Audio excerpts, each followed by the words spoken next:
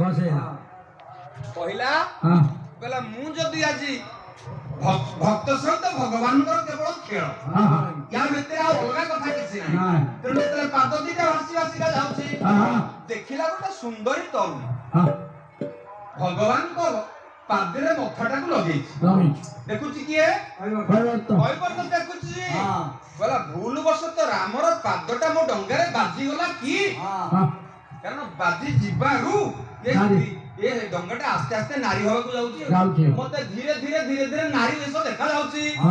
ବୋଧେ ମୋ ଡଙ୍ଗାଟା ସମ୍ପୂର୍ଣ୍ଣ ନାରୀ ହେଇଯିବ ହେଇଯିବ। ଏ କଥାକୁ ଚିନ୍ତା କରି କୈବର୍ତ୍ତ କଲା କଣ हां हां ହେଲା हां ବାବାରେ हां କୈବର୍ତ୍ତ କରିଛି କଣ हां କାଦଟାକୁ ଧରଲା हां କାଦଟାକୁ ଧରିକି ପୁରା ଉଞ୍ଚାଇ ଅତି ପର ଖରେ ପିତନ୍ତେ ଗଙ୍ଗାଙ୍କ ଉପରେ पितंते गंगा करो पितंते गंगा करो ବାବାରେ हां କାଦଟାକୁ ଜୋର ସୋର ଧରଲା हां